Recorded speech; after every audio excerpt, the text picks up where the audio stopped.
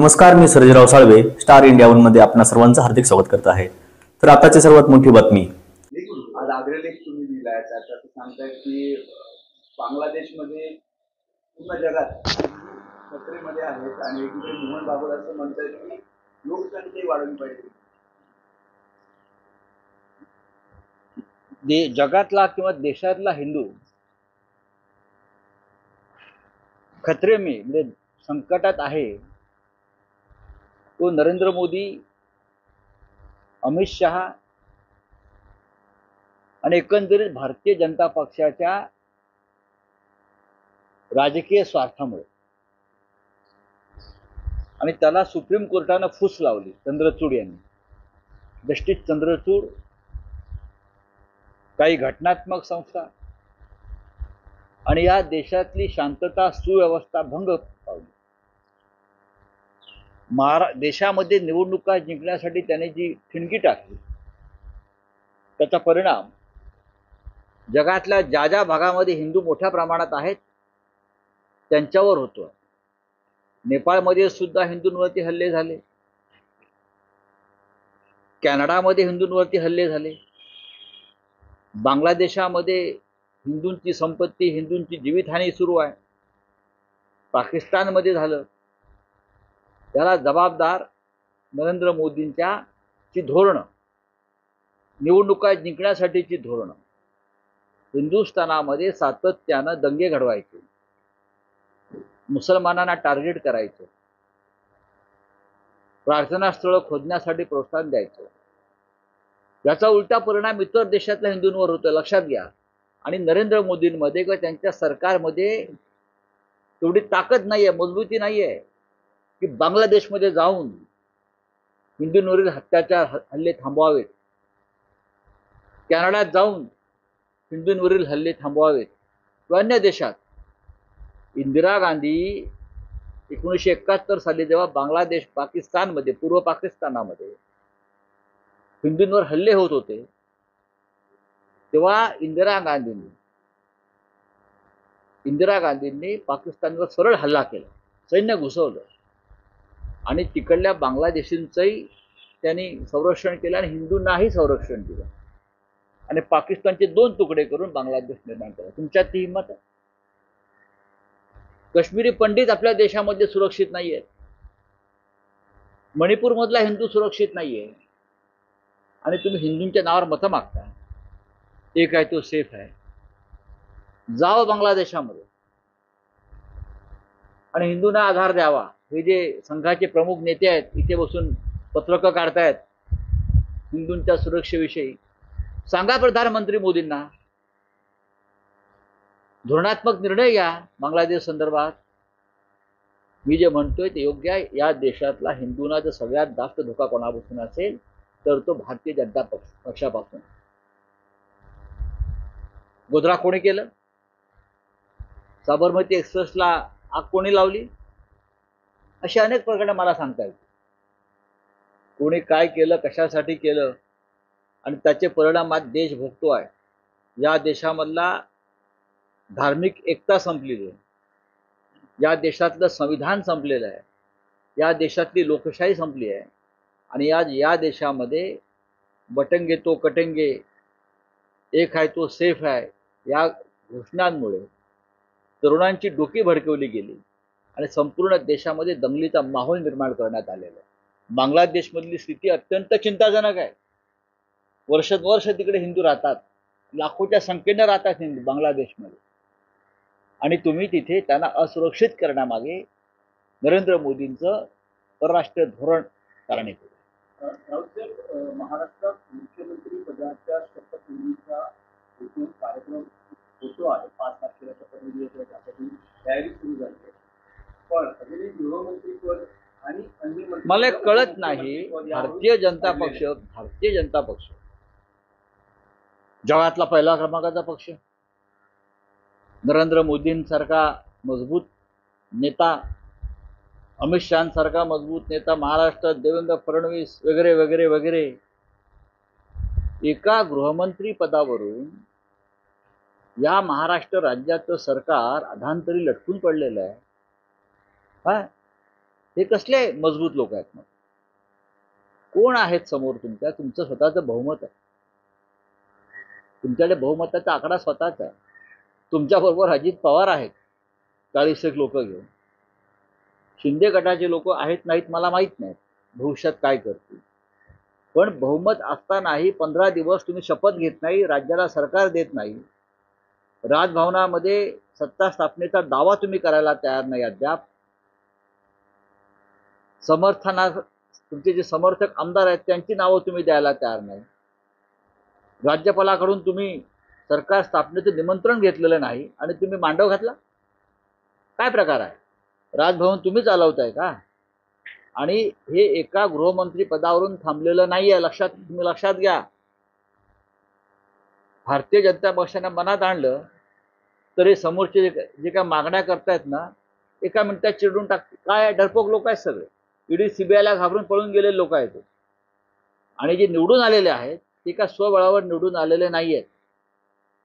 ते कसे निवडून आले, कोणत्या माध्यमातून निवडून आले हे भाजपला माहिती आहे आणि त्यांनाही माहिती आहे. त्यांना जनमताचा पाठिंबा अजिबात नाही आहे, लक्षात घ्या. परत परत मी तुम्हाला सांगतोय. पण एका गृहमंत्री पदावरून हे सरकार लटकलेलं नाही. यामागे काही वेगळी कारण आहेत का? आमच्याकडली माहिती आम्ही देऊ ना, पण फक्त एक गृहमंत्री पद हा वादाचा विषय सरकार स्थापनेमधला असू शकत नाही. अनेक राज्यामध्ये भारतीय जनता पक्षानं सरकार बनवलेली आहेत, आपल्या मित्रांबरोबर बनवली आहेत, स्वतंत्रपणे बनवली आहेत. प्रस्थापित मुख्यमंत्र्यांना डावलून नवीन लोक आणलेले आहेत. त्याच्यामुळे शिंदे कोण हा प्रश्न लोकांपुढे पडलेला आहे ना, की वेगळा काही आहे का, की फडणवीसांच्या जागी वेगळं कोणी आणलं जाते का, त्यासाठी थांबलंय का? तर या सगळ्या गोष्टीचा उलगडा उद्यापर्यंत व्हायला पाहिजे, नाहीतर आम्ही ते पुस्तक आमचं बंद आहे ते उघडू. पण राऊत साहेब, तुम्हाला काय वाटतं की शिंदे शिवसेनेला गृहमंत्रीपद का हवं? शिंदे सेनेला गृहमंत्रीपद यासाठी हवं आहे की त्यांना पोलिसांचे सलाम हवेत. पोलीस यंत्रणा वापरून त्यांनी अनेकांवरती खोटे गुन्हे दाखल केले, दहशत निर्माण केली, निवडणुका लढण्याचा प्रयत्न केला. ही यंत्रणा त्यांच्या हातात पाहिजे आणि भविष्यामध्ये या यंत्रणेचा वापर करून ते भारतीय जनता पक्षाच्या अंगावर सुद्धा जाऊ शकतात. ही त्यांची वृत्ती आहे आणि विकृती सुद्धा आहे. दुसऱ्या क्रमांकाचं खातं हे गृह खातं आहे, पण मुख्यमंत्री गृह खातं आपल्याजवळ ठेवतो, देवेंद्रजींनी ठेवलेलं आहे. कारण जेव्हा जेव्हा आम्ही त्यांच्याशी पूर्वी चर्चा करायचो तेव्हा ते सांगायचे की उद्धव ठाकरेंनी गृह खातं दुसऱ्या पक्षाला द्यायची चूक करू नये, आमचं तेच म्हणणं होतं. आणि गृह खातं विधानसभेचं अध्यक्षपद त्या काळात ते संवेदनशील विषय होते, त्यांच्यामुळे आमचं सरकार पडलं. आता पडलं नसतं. तसे डोके असतील तर डोकेदुखी होईल ना. फक्त निवडून येणं म्हणजे डोकी नाहीत ना, ती डोकी मोजायला ठीक आहे, पण डोक्यात काहीतरी हवं. बोलिये. रावसाहेब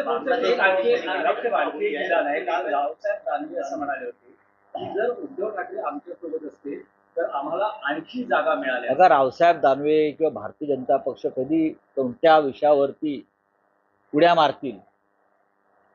मारतील ते सांगता येत नाही. तुमच्याबरोबर होतो तेव्हा आम्ही तुम्हाला नकोसे झालो, तेव्हा तुम्ही जाऊन अमित शहाना सांगितलं नाहीत ना की जो शब्द दिलाय तो पाळा. उद्धव ठाकरे आणि शिवसेना आपल्याला गरजेची आहे. तेव्हा तुमची तोंड का शिवली होती का? आता तुम्ही जे आम्हाला द्यायला जो शब्द होता तसं तुम्ही एकनाथ शिंदेला दिलं, आताही द्यायचा प्रयत्न करताय. पण तुम्हाला बाळासाहेब ठाकरे नको, तुम्हाला बाळासाहेब ठाकरेंचं नाव नको, तुम्हाला खरे ठाकरे नको होते, तुम्हाला मातोश्री नको होती. तुम्हाला महाराष्ट्राच्या राजकारणातून बाळासाहेब ठाकरे, हिंदू हृदय सम्राट उद्धव ठाकरे आणि त्यांची खरी शिवसेना यांना जमीनदोस्त करण्याचे तुमचं स्वप्न होतं.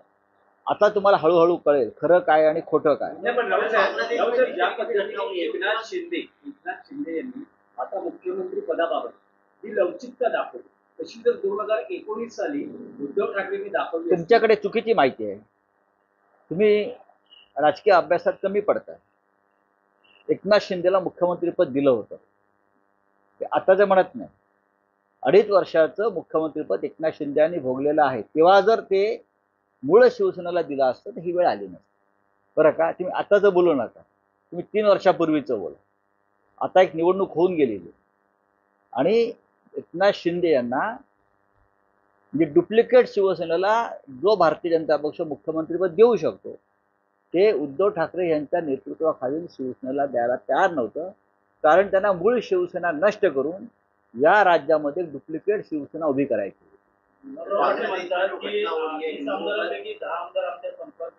असं कोण म्हणताय? गुलाबराव पाटलाने म्हणतो मी गुलाबराव पाटलांना की तुम्ही थोडे दिवस थांबा, तुमचा पक्ष शिल्लक राहतोय का आणि भाजपा शिल्लक ठेवतोय का हे तुम्हाला कळेल. आता आमच्याकडे जे राहिलेले आहेत हे कडवट निष्ठावंत आहेत. तुमच्यासारखा जो गाळ होता, पालापाचोळा होता बेईमानांचा, तो उडून गेला. फुंकर मारली ईडी सीबीआयने आणि त्या फुंकरेबरोबर तुमच्यासारखे लोक उडून गेले. आता जो उरलेला आहे तो भक्कम असा निष्ठावंतांचा आमचा मेळा आहे. बोला, आप बोलिए. बांग्लादेश में जिस तरीके से हिंदू पर अत्याचार हो रही है उस पर एक्शन न लेते हुए दूसरों मुद्दों पर जो है एक्शन लिया जा रहा है. मोहन भागवत ने बयान दिया है कि मोहन भागवत जी को देश के पॉपुलेशन के बारे में बहुत चिंता हो रही है. आज हमारी देश की पॉपुलेशन लगभग 150 करोड़ हो गई. और कितनी पॉपुलेशन बढ़ाना चाहते हैं सरसंघ चालक, और कितनी पॉपुलेशन बढ़ाना चाहते हैं आप बताइए. सबसे पहले ये जो सलाह है आपके बीजेपी के लोगों को दीजिए. एक जगह पर आपकी सरकार कॉमन सिविल कोड लाना चाहती है, कुटुंब कल्याण कुटुंब नियोजन की योजना चलाती है, मुसलमानों के बारे में 2 या 3 या जो बात करते हैं ना, ये उस बारे में बात करते हैं. और बीजेपी की जो पेरेंट बॉडी है, आरएसएस कहते हैं कि बच्चे बढ़ाओ. ये दोगली नीति है. कौन खतरे में है? हमारा देश खतरे में नहीं है, आप खतरे में, आप सब लोग खतरे में है. 150 करोड़ पॉपुलेशन होने के बावजूद आप लोग बोलते हैं कि पॉपुलेशन बढ़ाए. रोजगार है आपके पास, रहने को घर है आपके पास, आपकी सरकार दे रही है, नौकरी दे रही है, किसानों को दाम दे रही है, एजुकेशन फ्री है क्या, महिलाओं की सुरक्षा हो रही है क्या, उस बारे में सरसंघ चालक क्यों नहीं बात करते? बच्चे बढ़ाओ, ये खतरे में, वो खतरे में. देखो, हमें सरसंघ चालक के बारे में हम हमेशा अपना एक आदर व्यक्त करते हैं कि ठीक है, बुजुर्ग आदमी है, अपनी विचारधारा है, हम जान. लेकिन नरेंद्र मोदी जी को बताइए, बांग्लादेश में हिंदू खतरे में है, म्यांमार में हिंदू खतरे में है, नेपाल में हिंदू खतरे में है, कनाडा में हिंदू खतरे में है, और हिंदुस्तान के बहुत जगह पर अगर हिंदू खतरे में है, वो नरेंद्र मोदी जी की जो पॉलिसी है इस देश में जो चल रही है उसके वजह से पूरे विश्व का हिंदू खतरे में आया है. बांग्लादेश में हिंदू के मंदिर, हिंदू की प्रॉपर्टी, उनकी जान माल की रक्षा मोदी नहीं कर पा रहे हैं. जो हमारी नेबरिंग कंट्री है, सबके साथ हमारे रिश्ते बिगड़ चुके हैं. सरसंघ चालक जी, जरा मोदी जी को बुलाइए नागपुर में और उनकी पाठशाला लीजिए, इतना ही मैं कहूँगा. यूपी के किसानों का फिर एक बार दिल्ली में आंदोलन है. यूपी के किसान बात करके 5 मार्च को उसकी से मांग ली कि बाकी राज्यों के जैसे जो मुआवजा है उसका आंदोलन बढ़ा के देना है. इस मांग को लेकर आज यूपी के किसान आंदोलन कर रहे हैं. जो आवाज है भारत के आवाज, हम जरूर उनके समर्थन में जाएंगे. हम कोशिश करेंगे. जो किसान दिल्ली में आ रहा है, देश की राजधानी में आ रहा है, अगर मोदी जी की सरकार किसानों के ऊपर बंदूकें रोकेगी, गोलियां चलाएंगी, लाठियां चलाएंगी, तो देश का किसान, देश की जनता इस बार चुप नहीं बैठी. मैं इतना ही कहूँगा. महाराष्ट्र का किसान भी चुप नहीं बैठे और देश का किसान उनके साथ खड़ा रहे.